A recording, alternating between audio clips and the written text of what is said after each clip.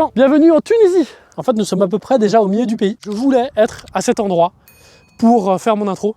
On est littéralement au début du désert du Sahara et c'est fucking magnifique. Hier soir, je suis arrivé très tard à Tunis. J'ai pris ma voiture de loc. Ce taco là, ce tas de boue, cette voiture n'est pas adaptée à la Tunisie. Je suis désolé. Regardez là, déjà elle est noire.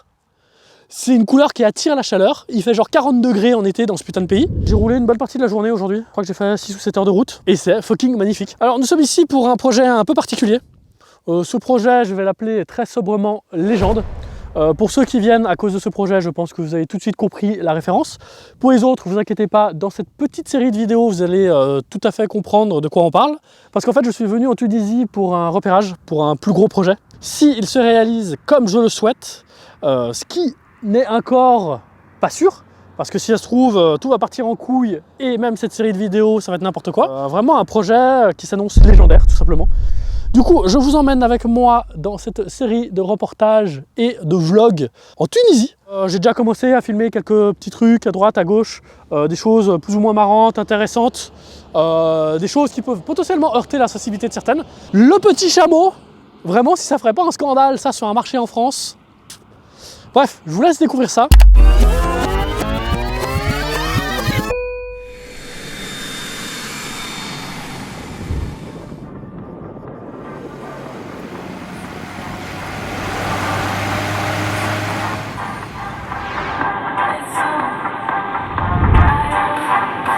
Bon, j'ai déjà pas mal avancé. Je vous ai pas du tout filmé tout le nord du pays parce qu'en fait il y avait énormément de flics, de contrôles, de bagnoles et tout. Je vais vous montrer un petit truc que normalement j'ai pas le droit de filmer. C'est les points de passage. Il y a des sortes de checkpoints un peu partout, souvent sur des ronds-points. Et c'est là que tu te rends compte que quand même t'es dans un autre pays avec une autre mentalité quand même. Parce que ça c'est totalement normal, il y en a absolument partout. Et même, ne serait-ce que quand tu arrives à l'aéroport, tu sens qu'il y a une atmosphère chelou quoi. Parce que c'est très touristique, ils sont pour que les gens viennent dans le pays et tout. Mais l'entrée de sécurité, t'as le petit tampon sur le passeport où on te pose 1 milliard de questions. Qu'est-ce que tu vas faire, machin. Ah, vous allez dans le désert, vous allez au festival. Je savais pas qu'il y avait un festival. Vous avez de la drogue, machin, truc puche. Ok, tu passes une première fois. Ensuite, check du bagage. Ils checkent tout vraiment. Est-ce que vous avez un drone? Est-ce que vous avez machin, un truc muche? Et vraiment, t'es en mode ok. 2 fois, t'es en mode ouais, là, ça commence à faire beaucoup. Et ensuite, juste après, t'as un 3e mec random qui débarque avec vraiment la plaque de cow-boy autour du cou et qui redemande à contrôler 2-3 trucs et t'es en mode ok, là déjà ça te met dans l'ambiance du pays quoi. En Europe, tu voyages mais comme tu veux, à l'arrache, à la one again quoi, dans tous les pays d'Europe quoi. Il y a peut-être 1 ou 2 pays genre la Biélorussie et des trucs comme ça où t'as une vibe un peu chelou. Mais là vraiment, tu sens qu'il y a d'autres problématiques quoi. Là on commence à arriver vers la partie un peu désertique. Parce que tout le nord du pays, c'est beaucoup plus humide, avec pas mal de plaines agricoles et tout. Du coup, il y avait pas mal de végétation. Mais là, vraiment, maintenant, il n'y a plus que des gigacactus. Et sinon, c'est le néant. Et je pense que très bientôt, on va avoir du sable. Et ça va être trop cool. Parce que vraiment, les paysages désertiques de la Tunisie, ils ont l'air incroyables. Mais vraiment. Bon, allez, on reprend la route. Et pareil, c'est un truc que j'ai oublié de vous dire ça. Mais quand tu arrives à l'aéroport, un des premiers trucs qu'on te propose dès que tu as passé la sécurité, c'est une carte SIM gratos. De chez Orange, prépayé et tout. Et on te la propose gratos. Tu donnes juste ton passeport, voilà, on te l'enregistre. Et ensuite, tu peux la charger avec de l'internet et tout. Parce que vraiment, j'ai reçu le SMS tarifaire de Bouygues. Mamma! Un truc dans genre 16 balles le mégaoctet d'internet. Donc tu télécharges un mail, t'as craqué ton PEL. T'as quand même un petit relent de complotisme en fait qui arrive à ce moment-là et tu te dis et si c'était juste pour te filer un mouchard gratos et en plus tu serais content d'avoir ce mouchard. Putain, il y a de nouveau un poste de garde, un poste de contrôle. Allez, je vous coupe les gens. Ça me fait trop marrer. Depuis tout à l'heure, je me dis il faut que je m'arrête pour vous montrer un nid de cigognes parce qu'il y en a absolument partout et je m'y attendais pas. Après, je savais que les cigognes partaient en Afrique du Nord pour l'hiver. Mais je savais pas qu'elles y faisaient des nids et des petits, parce que clairement j'ai vu des petits dans certains nids. Et là j'ai décidé de m'arrêter parce que déjà il y en a un là, un autre là, et surtout il y en a 2 sur la mosquée là-bas. Donc les cigognes ont le droit de faire des nids sur les mosquées. Ça me fait particulièrement rire parce que évidemment on est dans un pays musulman. Du coup, on respecte la religion et tout. Et moi je me suis dit, on ne touche pas aux mosquées. Et du coup voir un nid de cigogne sur une mosquée, ça me fait particulièrement rire. Putain, je viens de me faire contrôler pour la première fois à cause d'un mec qui a arrêté une bagnole de flic parce que je faisais des vidéos des nids sur la mosquée. Je sais pas pourquoi. Les flics ils s'en foutaient un peu. Ils m'ont quand même contrôlé par principe parce que je suis un étranger. Mais ils m'ont dit non, non, y a pas de souci, vous pouvez photographier les mosquées. Non, non, c'est pas irrespectueux et tout. Parce que j'aurais demandé, hein, parce que c'est d'autres coutumes, hein, donc si ça se trouve c'était irrespectueux. Par contre, le contrôle, il a duré genre un quart d'heure parce qu'ils comprenaient pas comment ça se faisait que j'avais réussi à arriver là sans me faire contrôler. Et en fait, apparemment, à chaque fois qu'ils contrôlent, globalement, ils savent à peu près où t'es. Donc quand je disais que t'es à peu près fliqué, c'est la vérité, quoi. Et ils étaient étonnés que j'ai pu traverser la moitié du pays sans me faire contrôler, en fait. Visiblement, ma tête n'est pas particulièrement suspecte. Même si à chaque poste de contrôle, on me dévisageait, on m'avait encore jamais contrôlé. Je me suis arrêté parce qu'il y avait un dromadaire là. Et je me suis dit, un dromadaire en pleine rue, c'est trop marrant et tout. En fait, on est devant une boucherie et cette pauvre bête va être mangée demain apparemment. Mais voilà, donc petite boucherie traditionnelle tunisienne. Non mais ça déconne. J'ai vu le dromadaire, je me suis dit, oh putain, des bars, il y a quelqu'un qui est venu en dromadaire. Parce que j'ai vu plusieurs personnes se balader avec un âne et tout. Et en fait je m'approche, je vois que le truc il est ligoté par terre et en fait ils vont le bouffer demain. Pauvre bête. En plus il avait l'air trop sympa quoi. Les marchés en Tunisie, c'est un délire mon gars. Là t'as un putain de dromadaire devant le boucher. Et tout à l'heure je passais dans un village où il y avait un énorme marché, mais vraiment un truc de fou. Et à la fin de ce marché, des poules, mais des centaines de poules. Et pas attachées, rien, dans des petits parcs. Et toutes blotties les unes contre les autres et vivantes. Et j'étais en mode, ouf, alors vous allez passer à la casserole, mais d'une force. T'imagines ça en France? Bon, moi je fais mon bon petit touriste, je me suis acheté des dates. Et on va reprendre la route. On a pas mal avancé. Ça fait plus d'une heure que j'ai pas vu un seul barrage de police, pas de voiture de police, pas de gendarmes, pas de militaires, rien du tout. C'est un peu surprenant au vu de la zone où on arrive. Sur tous les pays du monde, il y a des cartes avec les zones qui sont plus ou moins déconseillées aux voyageurs. Et en fait, en Tunisie, il y a plusieurs massifs montagneux qui sont classés zone rouge, donc strictement déconseillés aux voyageurs occidentaux, parce que risque de terrorisme islamique. Donc c'est une zone qui est un peu tendue. Donc moi clairement je ne vais pas m'arrêter dans le secteur parce que j'ai pas envie de tenter le diable. Allez, on va continuer à rouler.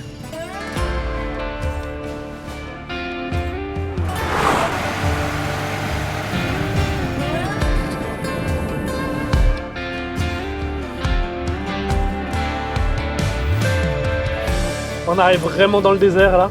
Donc c'est des grandes plaines vides avec que des petits buissons.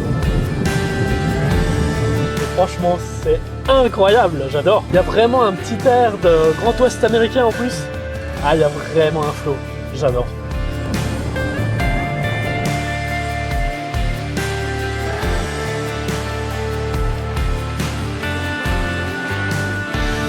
Marrant, je viens de me refaire contrôler. On est littéralement au milieu de nulle part et il y avait un poste de garde. Cherche pas. Le flic il contrôle les papiers et tout, il dit tout va bien, machin. Et il me rend les papiers et je lui dis ça va, je peux y aller? Et il rigole. Et il me dit oui, ça va. Et il continue à me dévisager et je comprends pas. Et je lui dis ça va? Et il me dit oui, juste le look qui est un peu bizarre. Et je dis ok, vraiment en mode je comprends pas ce qu'il veut dire. Parce que c'est vrai que j'ai un look un peu atypique, mais je sais pas ce que ça sous-entend. Et il me dit je sais pas si hard rocker ou musulman. Et j'ai juste répondu ok, en mode oui, ok, pourquoi pas, oui. En laissant rien sous-entendre, en mode si ça se trouve, oui, je suis musulman. Oui, si ça se trouve, je suis un rocker. Très drôle. Par contre, le fait qu'on me sorte que je ressemble à un musulman, ça, c'est la première fois. Après, bon, la barbe, ok, pourquoi pas. Mais les cheveux longs, je suis pas sûr, mais je crois que les musulmans, ils ont pas le droit d'avoir les cheveux longs. Hein, ça va prendre avec des pincettes, hein, je dis bien je crois. Mais voilà, du coup, pour un flic, il se pose la question si je suis musulman. Plutôt un bon point dans un pays musulman, hein. Alors, pour votre information, je ne le suis pas du tout. Je suis agnostique, je crois en ce que je vois. Si un jour je me fais foudroyer et que je vois Allah, éventuellement je suis d'accord d'être musulman. Mais à l'heure actuelle, je crois en la théorie de l'évolution. Parce que ça, au moins, on peut le voir. Oh maman, comme elle est belle cette petite route, regardez-moi ça.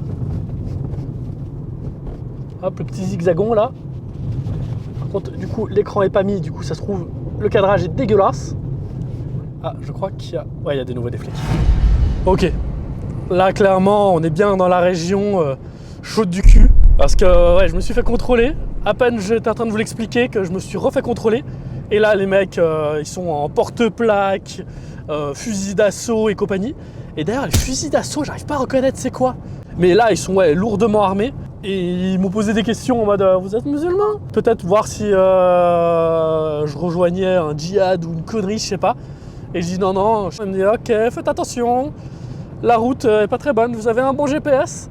Donc ouais, clairement, on est dans une région qui pue du cul, mon gars. Espérons qu'on croise personne qui nous veuille du mal, parce que ça risque d'être sportif avec ma polo de merde là. Mais ouais, le secteur est magnifique, on se doute pas que c'est potentiellement un nid en merde. Ah, ça fait très bizarre. Oh, regardez-moi comme c'est beau, bordel! C'est magnifique. Mais voilà, on est là, au milieu du désert tunisien. Là-bas, il y a Tozeur, et c'est là où on va. On a encore 40 minutes de route, une connerie comme ça, je crois. Allez. Bon, les gens, après une longue route de 7h30, je crois, je suis enfin arrivé à Tozeur. Après, avec toutes les pauses que j'ai fait, on est quasiment au coucher du soleil, même si je suis parti très tôt ce matin. Et à première vue, le dossier, il est faisable, hein. Je vais vous le montrer. Donc déjà, ce que vous voyez là, c'est une immense décharge. Et la clôture que vous voyez là, c'est la clôture de l'aéroport. Et là-bas, il y a 2 Boeing 747. Bon, bah voilà mes 3 bébés. Bon, le petit, vous n'allez pas trop le voir. Mais voilà la raison pour laquelle j'ai traversé la Méditerranée et la moitié de la Tunisie. 2 747 stockés là depuis plus de 30 ans par l'Irak. À droite, vous avez un 747 classique. Et à gauche, vous avez un 747 SP qui appartenait à Saddam Hussein. Au centre, sous les réacteurs de celui de gauche, il y a un petit jet privé aussi. Donc voilà, le digne successeur de l'avion de Kadhafi sur la chaîne, ça va être l'avion de Saddam Hussein. Enfin, j'espère. Allez, on a pas mal de repérages à faire. Bon, j'ai déplacé la bagnole. Je me suis garé à un autre endroit pour pas rapprocher de l'aéroport à pied, histoire de faire quelques repérages. Et franchement, c'est trop stylé. En fait, il y a le coucher de soleil qui est en train de se faire là. Et surtout, si vous écoutez, je sais pas si vous l'entendez, il y a l'appel à la prière. Mais là, ouais, les Tunisiens, ils se préparent à rompre le jeûne, parce que le soleil va pas tarder à se coucher. Donc, je vais aller me balader un peu en ville ce soir, parce qu'hier, j'ai pas vraiment pu, je suis arrivé à 23h. Mais là, aujourd'hui, j'ai hâte de voir, parce que normalement, la rupture du jeûne et les soirs de Ramadan, c'est un peu la fête. Je mets des guillemets, hein, parce que je pense qu'il faut pas forcément la teuf tous les jours pendant un mois. Hein. Mais ça m'intéresse ouf. J'ai hâte de voir s'il se passe des trucs intéressants. Normalement, il y aura quelques restos qui vont être ouverts ce soir. Donc je vais aller manger une spécialité tunisienne. Je sais pas encore quoi. Peut-être une petite tagine, un truc comme ça. Mais je suis trop content d'être là. Re les gens. Donc jour 2, j'ai passé une nuit incroyable. J'étais dans une petite oasis. J'ai mis mon hamac entre 2 palmiers. Et oh là là là là, ça c'est la vie, je vous le dis. Hein. Malheureusement, j'ai pas pu vous faire d'image, parce qu'en fait, ce matin, il y a un pick-up qui est passé, il s'est arrêté, il m'a regardé très insistamment, et je me suis dit, alors lui, s'il appelle pas les flics, je me la coupe et je me la bouffe. Du coup, j'ai plié le camp, je me suis barré directement. Hier soir, j'ai pas mal galéré à trouver à manger, parce que du coup, parce qu'en fait, je me disais, c'est le ramadan, ça va être un peu la fête, un peu tous les restaurants vont être ouverts, ça va être assez facile de manger. Et en fait, il y avait que des trucs à touristes qui étaient ouverts. Et j'essaye de ne pas aller dans les trucs à touristes parce que j'ai pas envie d'engraisser ce genre d'établissement. En plus, apparemment, on y mange moins bien, c'est plus cher, plus de chances d'être malade apparemment aussi parce qu'ils font un peu moins gaffe, ils visent le bénéfice max. Et du coup, ce qu'on m'avait recommandé, c'est d'aller dans les restaurants où les locaux vont. Donc, les petits boui-boui où il y a masse de monde et tout. Pour finir, je me suis rabattu sur un truc, un café qui fait restaurant. Bon, ça avait l'air un peu guindé, donc je pense que c'est quand même un truc un peu destiné aux touristes. Mais les tarifs étaient vraiment corrects, il y avait que des gens du secteur. Donc je me suis dit, allez, go. J'ai mangé une petite spécialité, Oja au merguez. Je sais pas si je prononce correctement. Hein. Alors, excusez-moi les Tunisiens, je vais expliquer ça avec mes mots. Hein. Mais ça ressemble à une sorte de bolognaise avec des œufs cuits dedans et avec des morceaux de merguez et tout. Et c'est incroyable. C'est les petites spécialités comme ça que j'aime bien découvrir. Malheureusement, j'essaye de pas trop filmer dans ce genre d'endroit parce qu'apparemment en Tunisie, c'est pas très bien vu. Mais ouais, quand je me balade avec ma caméra dans la rue, il y a 2-3 regards un petit peu en mode... un petit peu comme le mec qui avait Poucave pour la mosquée. Donc par précaution, je préfère faire profil bas, surtout tant que le gros projet n'a pas été repéré. Je pense que ce soir, on va y aller officiellement, parce que ça me semble faisable. L'accès semble faisable, il n'y a pas l'air d'avoir trop de sécurité. J'ai pu trouver une échelle à emprunter. Bon, il faut encore que je réussisse à l'emprunter. Et franchement, ça a l'air de bien se profiler pour ce projet de malade mental. Je suis vraiment content. Voilà, j'espère que ça vous plaît, hein, cette petite série vidéo. De toute façon, c'est vraiment les coulisses d'un gros projet, les coulisses d'un voyage. Et voilà, hein. Allez, ciao ciao. Actuellement, on est vraiment dans l'oasis de Tozeur. Je crois que ça s'appelle même une palmeraie, parce qu'en fait, c'est un immense champ de palmiers. Bon, après, il y a quand même quelques autres essences d'arbres. Là-bas, je reconnais un figuier. Après, les autres, je ne les connais pas. Et en vrai, c'est assez marrant. Je ne m'attendais pas à ça. Parce que, bon, l'oasis, on a ce cliché de la petite flaque d'eau avec des palmiers autour. Et voilà. En vrai, c'est à peu près ça. Et en vrai, bah, ça ressemble pas du tout à ça. Déjà, mis à part des réserves d'eau artificielles, j'en ai pas vu. Donc c'est peut-être parce que l'eau remonte un peu à la surface, du coup les arbres peuvent pousser ou je sais pas. Et ensuite, le truc qui m'a le plus surpris, c'est qu'étant donné que tous les locaux m'en parlaient, je me suis dit, ouais, bah ça doit être une sorte d'immense parc public où tu peux y faire un peu ce que tu veux, te balader, machin, faire une petite balade en chameau, des trucs comme ça. Et en fait, non. Globalement, partout, tu as des clôtures. Là-bas, tu as même un mur. Et en fait, j'ai l'impression que c'est que des propriétés privées. Et du coup, je sais pas trop si, par exemple, j'ai le droit d'aller là. Parce que bon, on est dans un pays musulman, je sais pas trop quel est leur point de vue par rapport à la violation de propriété. Mais c'est assez étonnant, parce que vraiment, les locaux, ils m'en parlaient vraiment comme une attraction touristique. Et en fait, mis à part rester sur les grands axes, j'ai pas l'impression que tu puisses faire grand-chose d'autre, en fait. Parce que moi, vraiment, je pensais que ça allait être plein de petits chemins comme ça, et que tu pouvais te balader à pied et tout. Après, oui, tu peux faire les routes en voiture, à pied, hein, mais c'est marrant. Mais en vrai, le lieu, il est cool. Et il fait super agréable. Et du coup, je me suis posé dans la bagnole une bonne partie de l'après-midi pour recharger un peu les micros, les 2-3 batteries que j'avais déjà commencé à utiliser, des trucs comme ça, pour bien me préparer, parce que normalement, ça va se faire ce soir, mon histoire, là. Et je me suis fait littéralement envahir de mouches. En fait, c'est le seul endroit où il y a des mouches. Il n'y en a pas en ville, il n'y en a pas machin. En fait, je pense que c'est parce qu'il y a un peu d'humidité, après que c'est des palmiers d'altier, du coup, ça se trouve... ça fait de la bouffe pour les mouches ou je sais pas. Bon, derrière moi vous avez un des bassins artificiels que je vous ai parlé. Bon, là il est vide malheureusement. Et là on a une partie du dispositif d'irrigation. Donc clairement je pense que l'eau est remontée à la surface artificiellement. Bon les gens, déjà pour commencer j'ai trouvé de l'eau. Je sais pas vraiment si c'est une rivière naturelle parce qu'il y a une petite odeur qui me fait dire qu'il y a un peu des égouts là-dedans. Et je suis surtout venu là pour vous montrer un truc archéologique sensationnel. Mais je vous présente des cailloux qui sont en fait un barrage qui date de l'époque romaine. Donc déjà je ne savais pas que les Romains étaient venus jusqu'en Tunisie. Mes connaissances ne sont pas suffisantes pour vous dire jusqu'à où s'étendait l'Empire romain. C'est le truc archéologique le plus anecdotique que je n'ai jamais vu marqué sur Google. En vrai, je suis un peu méchant parce qu'il y a quand même un truc qui est remarquable, c'est le béton romain. Ça fait 1500 ans qu'il est là et qu'il y a de l'eau qui coule dessus. Et c'est ça qui est totalement incroyable. Il y a des centaines de scientifiques qui étudient le béton romain pour sa résistance dans le temps. C'est vraiment quelque chose d'exceptionnel. Il y a très peu de vestiges qui restent de cette époque. Et tout ce qui reste, globalement, c'est du béton romain. Et c'est ça qui est relativement fou, quoi. Parce que tout ce qui est autres bâtiments et tout, c'est beaucoup plus délabré que ce qui a été construit avec le béton romain. Et le pire dans cette histoire, c'est qu'on pourrait se dire ils ont une recette secrète de ouf et ils l'ont exportée partout dans leur empire. Et en fait, il s'avère que non. Le béton romain était différent d'après chaque région parce qu'à chaque fois, ils utilisaient les matériaux locaux. Du coup, il y a vraiment un putain de secret de ouf. Alors que notre béton, au bout de quelques dizaines d'années, quelques siècles, il n'existe plus. Le leur, il a plus d'un millénaire. C'est pas incroyable ça?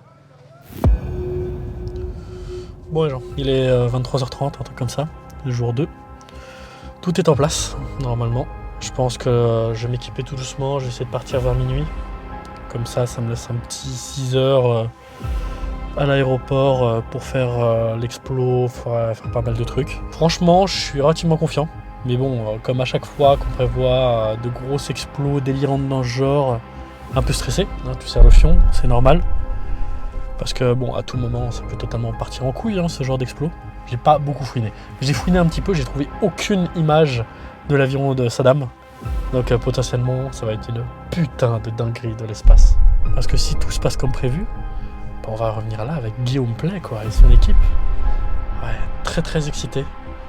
Ça sert un peu le fion, mais j'ai hâte. Et en vrai, je stresse aussi un peu pour le désert. Parce que c'est un environnement que je connais pas du tout. Bon, normalement, les serpents, il n'y en a pas la nuit. Même si tu peux quand même leur marcher dessus quand ils sont bloqués dans le sable. Mais surtout, il y a les scorpions. Après, en marchant, je crois qu'il n'y a pas de gros risque. Mais le problème, c'est que dans la zone de l'aéroport, si je vois quelqu'un, je vais forcément me mettre au sol et tout. Et c'est là où il y a des scorpions. Et les scorpions du désert, ils sont là pour niquer des mers, quoi. Donc, ça aussi, c'est un petit stress. C'est quand même des espèces fucking mortelles, quoi. C'est pas les petits scorpions qu'on a en France qui font l'équivalent d'une piqûre de guêpe, quoi. On va couper là et on se retrouve dans la vidéo de l'exploration de l'avion de Saddam. Parce que là, vous allez avoir toute l'explo et tout. Allez les gens, on va explorer l'avion de Saddam.